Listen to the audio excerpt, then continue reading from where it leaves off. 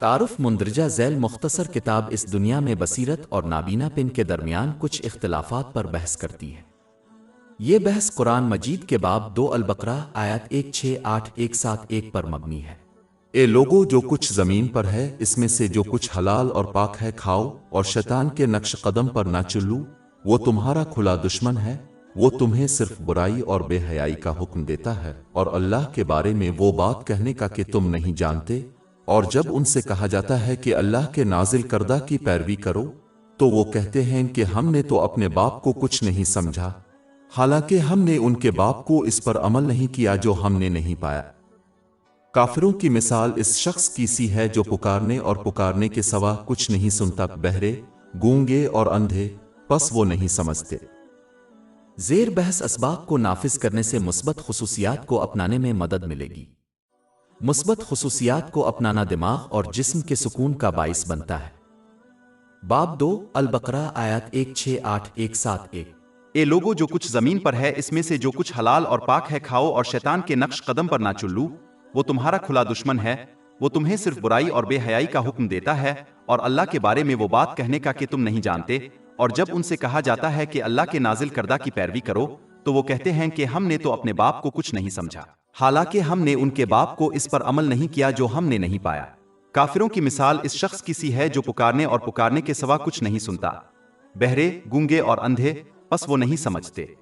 بہت سے دوسرے مذاہب اور طرز زندگی کے برعکس، اسلام تمام لوگوں کو بغیر کسی تعصب کے دونوں جہانوں میں ذہنی سکون اور کامیابی کی طرف یکساں طور پر دعوت دیتا ہے۔ باب 2 البقرہ آیت 168۔ اے انسانوں، اسلام واضح کرتا ہے کہ صرف وہی چیز جو کسی کو دوسروں پر فوقیت دیتی ہے وہ یہ ہے کہ وہ کس قدر خلوص کے ساتھ اللہ تعالیٰ کی اطاعت کرتا ہے، جس میں ان نعمتوں کو استعمال کرنا شامل ہے جو اس کی خوشنودی کے لیے عطا کی گئی ہیں، جیسا کہ قرآن پاک اور حضرت محمد صلی اللہ علیہ وسلم کی روایات میں بیان کیا گیا ہے۔ باب 49 الحجرات آیت 13۔ بے شک اللہ کے نزدیک تم میں سب سے زیادہ عزت والا وہ ہے جو تم میں سب سے زیادہ پرہیزگار ہے۔ یہ نوٹ کرنا ضروری ہے کہ چونکہ کسی شخص کی نیت پوشیدہ ہوتی ہے، اس لیے کوئی بھی یہ دعویٰ نہیں کر سکتا کہ وہ دوسرے لوگوں سے برتر ہے۔ اس کے بجائے انسان کو خلوص نیت سے اللہ تعالیٰ کی اطاعت کرنے اور دوسروں کو بھی ایسا کرنے کی تلقین کرنے پر توجہ دینی چاہیے۔ جس طرح اسلام کی باطنی بنیاد نیک نیت کو اپنانا ہے، اسی طرح اسلام کی ظاہری بنیاد حلال کی کمائی اور استعمال ہے۔ باب 2 البقرہ آیت 168۔ اے لوگو، زمین پر جو کچھ بھی حلال اور پاکیزہ ہے کھا لو۔ جو حرام کماتا اور کھاتا ہے وہ ان کے تمام اعمال کو تباہ کر دے گا، کیونکہ انہوں نے اسلام کی ظاہری بنیاد کو خراب کر دیا ہے۔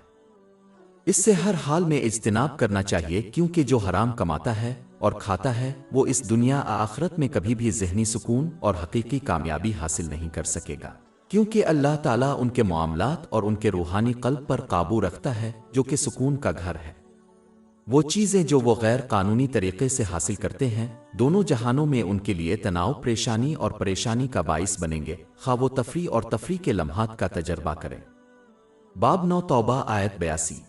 پس وہ تھوڑا ہنسی اور پھر زیادہ روئیں جتنا وہ کمایا کرتے تھے۔ باب 20 طٰہٰ آیات 124-126۔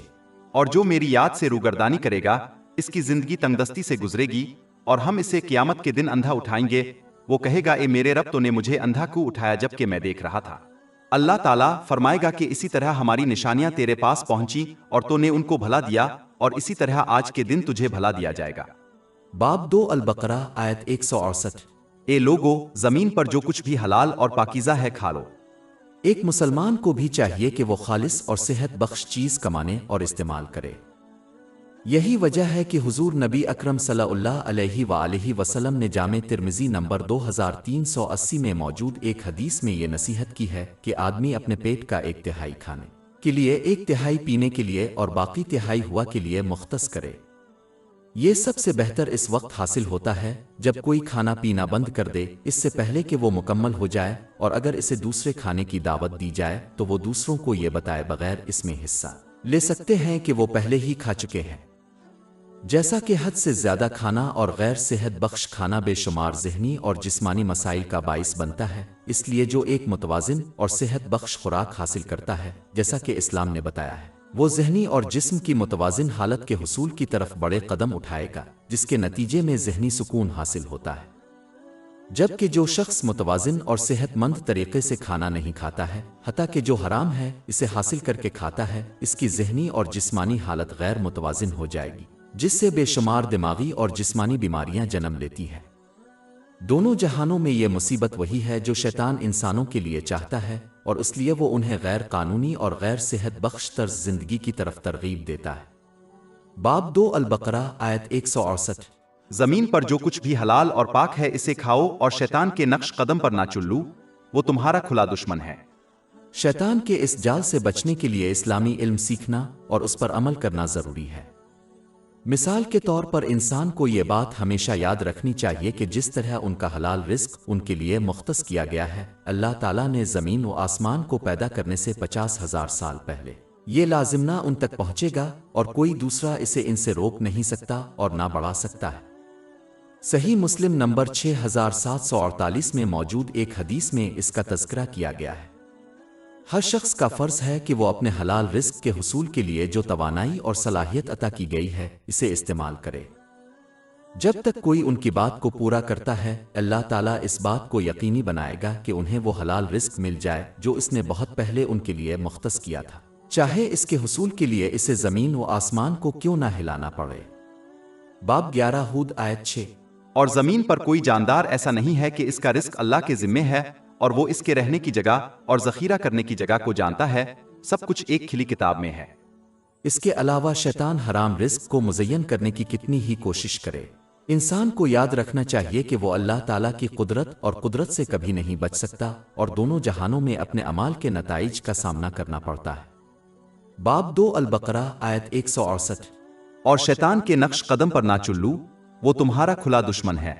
اس میں اسلام کے بتائے ہوئے طرز زندگی اور ضابطہ حیات کے علاوہ کسی اور طرز زندگی اور ضابطہ اخلاق کو اپنانا شامل ہے۔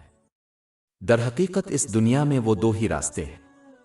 پہلا راستہ خلوص کے ساتھ اللہ تعالیٰ کی اطاعت پر مشتمل ہے، جس میں ان نعمتوں کو استعمال کرنا شامل ہے جو اللہ تعالیٰ کو راضی کرنے والے طریقوں سے عطا کی گئی ہے، جیسا کہ قرآن کریم اور حضرت محمد صلی اللہ علیہ وسلم کی روایات میں بیان کیا گیا ہے۔ یہ دونوں جہانوں میں ذہنی سکون اور کامیابی کا باعث بنتا ہے، کیونکہ اللہ تعالیٰ تمام چیزوں کے معاملات اور نتائج کو کنٹرول کرتا ہے۔ باب 16 النحل آیت 97۔ جس نے نیک عمل کیا، خواہ وہ مرد ہو یا عورت، حالانکہ وہ مومن ہے، ہم اسے ضرور پاکیزہ زندگی بسر کریں گے اور ان کو ان کے بہترین اعمال کے مطابق اجر ضرور دیں گے۔ یہ راستہ اللہ تعالیٰ اور لوگوں کے حقوق ادا کرنے کی ترغیب دے گا، جس کے نتیجے میں معاشرے میں انصاف اور امن پھیلتا ہے۔ مزید برہ اس راستے میں ہدایت کے دو منابع قرآن کریم اور حضرت محمد صلی اللہ علیہ وسلم کی روایات پر ہر حال میں سختی سے عمل کرنا شامل ہے۔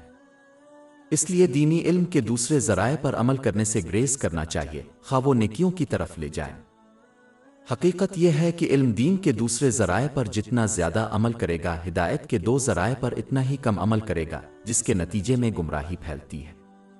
یہی ایک وجہ ہے کہ حضور نبی اکرم صلی اللہ علیہ وآلہ وسلم نے سنن ابو داؤد نمبر 4606 میں موجود ایک حدیث میں تنبیہ فرمائی ہے کہ ہر وہ چیز جس کی جڑیں ہدایت کے دو منابع میں نہ ہوں، اللہ تعالیٰ اسے رد کر دے گا۔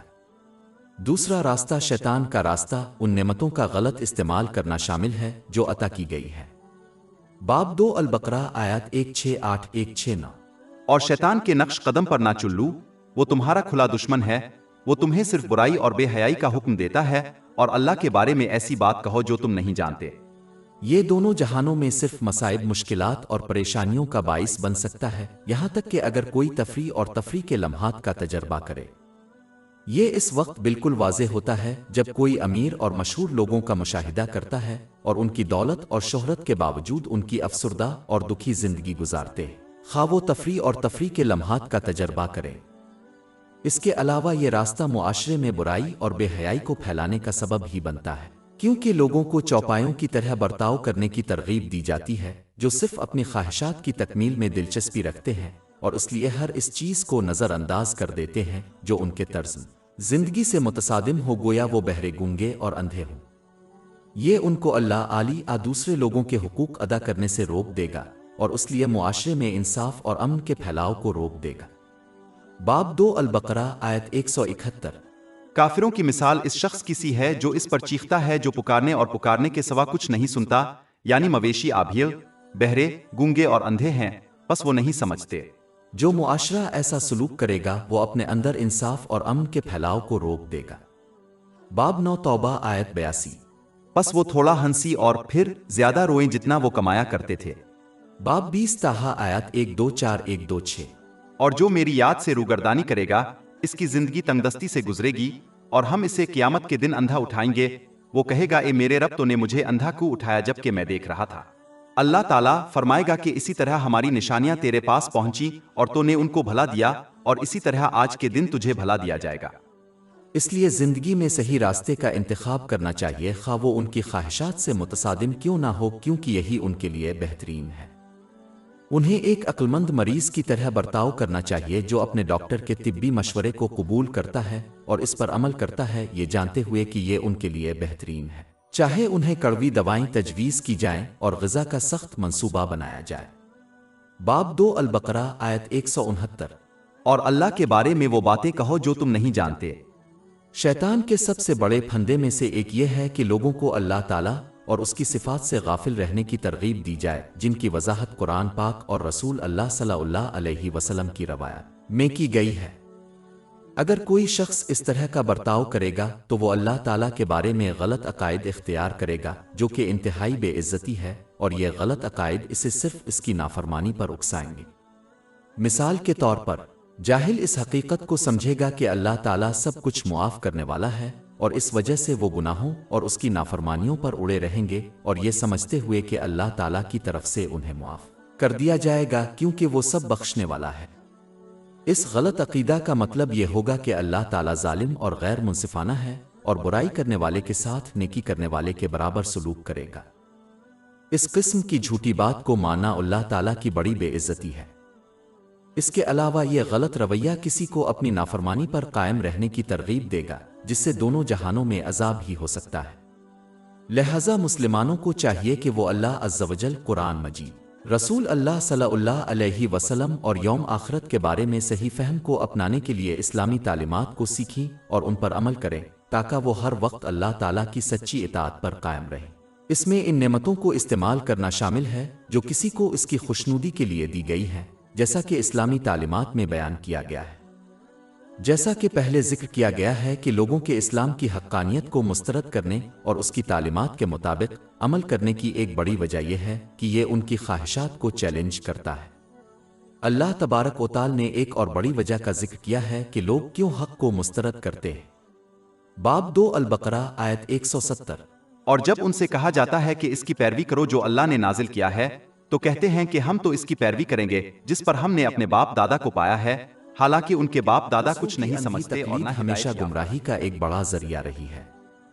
لوگوں کو چاہیے کہ وہ چوپایوں کی طرح کام کرنے سے گریز کریں اور اس کے بجائے معلومات اور شواہد کا تجزیہ کرنے کے لیے حاصل کردہ عقل اور عقل کو استعمال کریں، تاکہ زندگی کے مختلف حالات میں مناسب آپشن کا انتخاب کیا جا سکے۔ اس کا اطلاق دنیاوی اور دینی دونوں معاملات پر ہوتا ہے۔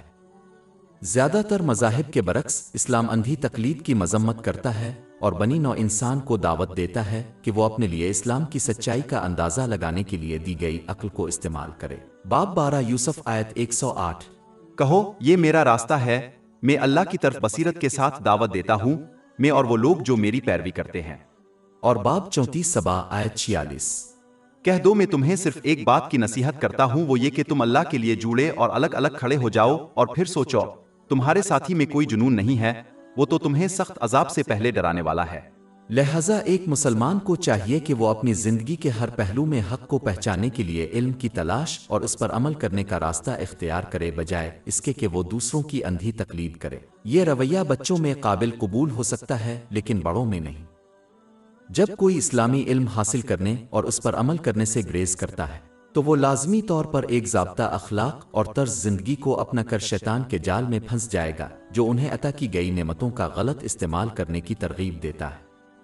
یہ دونوں جہانوں میں کبھی بھی مصیبت کا باعث بن سکتا ہے، یہاں تک کہ اگر کوئی مسلمان بنیادی فرائض کو پورا کرتا ہے جن میں عام طور پر دن کے 1 گھنٹے سے بھی کم وقت لگتا ہے۔ باب 2 البقرہ آیات 168-169۔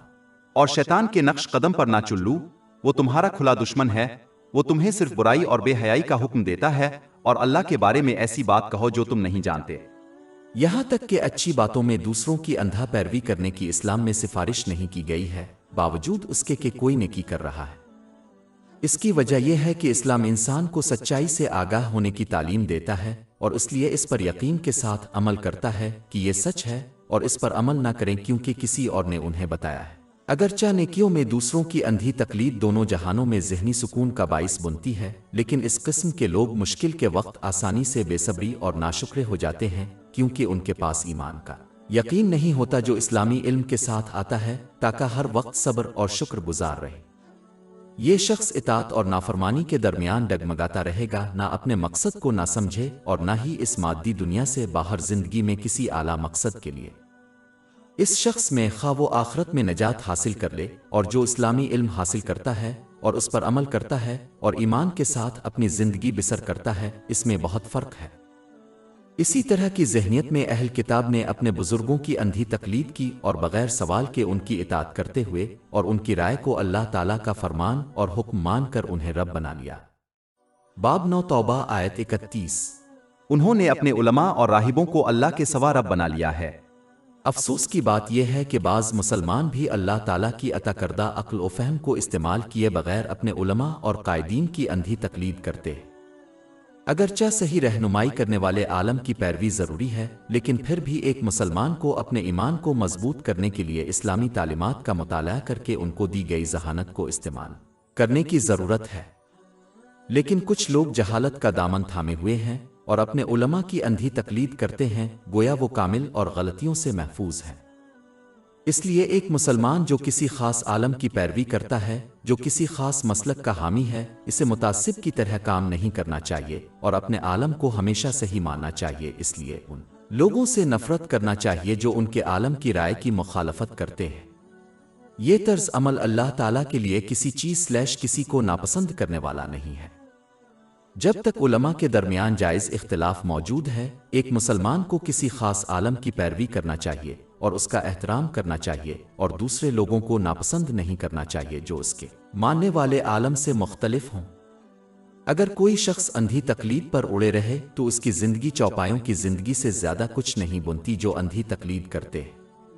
اکثر صورتوں میں یہ دونوں جہانوں میں پریشانی، تناؤ اور مصائب ہی کا باعث بنے گا، کیونکہ انسان ہر موقع پر اللہ تعالیٰ کی اطاعت پر ثابت قدم رہنے کی طاقت نہیں رکھتا، چاہے وہ نیک لوگوں کی آنکھیں بند کر کے ہی کیوں نہ ہو۔ اور اندھی تقلید کرنے والے کے لیے ناگزیر ہے کہ وہ برے لوگوں اور ان کے خیالات کی پیروی کرے جو اسلام کی تعلیمات سے متصادم ہوں، خواہ وہ نیک لوگ ہی کیوں نہ ہوں۔ افسوسناک بات یہ ہے کہ یہ اندھی تقلید کرنے والا یہ سمجھے گا کہ وہ صحیح طریقے سے کام کر رہے ہیں، جبکہ حقیقت میں انہیں اندازہ ہی نہیں ہے کہ وہ صحیح معنوں میں سیدھے راستے سے کتنا دور ہے۔ جو جانتا ہے کہ وہ کھو چکے ہیں وہ شاید اپنے راستے کو ایڈجسٹ کر سکتا ہے، لیکن جو یقین رکھتا ہے کہ وہ صحیح راستے پر ہیں وہ اپنے راستے کو ایڈجسٹ کرنے کا امکان نہیں رکھتا ہے۔ باب 2 البقرہ آیت 171۔ کافروں کی مثال اس شخص کی سی ہے جو اس پر چیختا ہے جو پکارنے اور پکارنے کے سوا کچھ نہیں سنتا، یعنی مویشی آبھیر، بہرے، گونگے اور اندھے ہیں، بس وہ نہیں سمجھتے۔ اندھی تقلید کرنے والے کو کسی بھی اچھی نصیحت پر دھیان دینے کا امکان نہیں ہے جب بھی وہ ان لوگوں کے طریقے سے متصادم ہو جن کی وہ اندھی تقلید کرتے ہیں۔ اس معاملے میں ان سے بات کرنا اور مویشیوں سے بات کرنا ایک ہی چیز ہے۔ اس لیے ایک مسلمان کو چاہیے کہ وہ دوسروں کی اندھی تقلید کرنے سے گریز کرے اور اس کے بجائے اسلامی علوم کو سیکھنے اور اس پر عمل کرنے کی کوشش کرے تاکہ وہ ایمان کا یقین حاصل کر سکے اور اپنی تخلیق کے مقصد کو بصیرت کے ساتھ سمجھ کر پورا کر سکے۔ آیت 170 میں اس کی طرف اشارہ کیا گیا ہے، جیسا کہ اللہ تعالیٰ لوگوں کو حکم دیتا ہے کہ وہ قرآن پاک اور رسول اللہ صلی اللہ علیہ وسلم کی روایات پر عمل کرے، بجائے اس کے کہ ان پر صرف زبانی ایمان کا دعویٰ کرے۔ باب 2 البقرہ آیت 170۔ اور جب ان سے کہا جاتا ہے کہ اللہ نے جو نازل کیا ہے اس کی پیروی کرو، جو اس طرح کا برتاؤ کرے گا وہ ان نعمتوں کو استعمال کرے گا جو انہیں عطا کی گئی ہیں اللہ تعالیٰ کو راضی کرنے کے لیے، جیسا کہ اسلامی تعلیمات میں بیان کیا گیا ہے، چاہے وہ دوسروں کے طریقے اور عقیدے کے خلاف ہو۔ اس کے نتیجے میں ذہنی سکون اور دونوں جہانوں میں کامیابی ملتی ہے۔ باب 16 النحل آیت 97۔ جس نے نیک عمل کیا، خواہ وہ مرد ہو یا عورت، حالانکہ وہ مومن ہے، ہم اسے ضرور پاکیزہ زندگی بسر کریں گے اور ان کو ان کے بہترین اعمال کے مطابق اجر ضرور دیں گے۔ باب 2 البقرہ آیت 170۔ اور جب ان سے کہا جاتا ہے کہ اس کی پیروی کرو جو اللہ نے نازل کیا ہے تو کہتے ہیں کہ ہم تو اس کی پیروی کریں گے جس پر ہم نے اپنے باپ دادا کو پایا ہے، حالانکہ ان کے باپ دادا کچھ نہیں سمجھتے اور نہ ہدایت یافتہ تھے۔ یہ آیت دینی اور دنیاوی دونوں معاملات میں علم رکھنے والوں اور اس پر عمل کرنے والوں سے مشورہ کرنے کی اہمیت پر بھی دلالت کرتی ہے۔ لہذا ایک شخص کو احتیاط سے انتخاب کرنا چاہیے کہ وہ اپنے معاملات میں کس سے مشورہ کریں اور ان لوگوں کو ان لوگوں تک محدود رکھیں جو ان کے پاس موجود مسئلے کا علم رکھتے ہیں۔ مثال کے طور پر جس کو طبی مسئلہ ہو اسے طبی علم رکھنے والے کی تلاش کرنی چاہیے، جیسے طبی ڈاکٹر، اور دینی نصیحت حاصل کرنے والے کو چاہیے کہ وہ شخص جس کے پاس دینی علم ہو، جیسا کہ عالم۔ یہ دیکھ کر افسوس ہوتا ہے کہ دنیاوی معاملات میں تو مسلمان اکثر ماہرین سے مشورہ کرتے ہیں، لیکن دینی معاملات میں اکثر کسی جاہل کے مشورے پر عمل کرتے ہیں۔ اس کے علاوہ صرف ان لوگوں سے مشورہ کرنا چاہیے جو اللہ تعالیٰ سے ڈرتے ہیں، کیونکہ صرف وہی لوگ ہیں جو حقیقی علم کے مالک ہیں اور وہ کسی بھی حالت میں دوسروں کو اللہ تعالیٰ کی نافرمانی کا مشورہ نہیں دیں گے۔ باب 35 فاطر آیت 28۔ ہماری ویب سائٹ www.shayk.com پر 500 سے زیادہ مفت e books, audio books, انفوگرافکس، podcast اور بلاگ دستیاب ہیں۔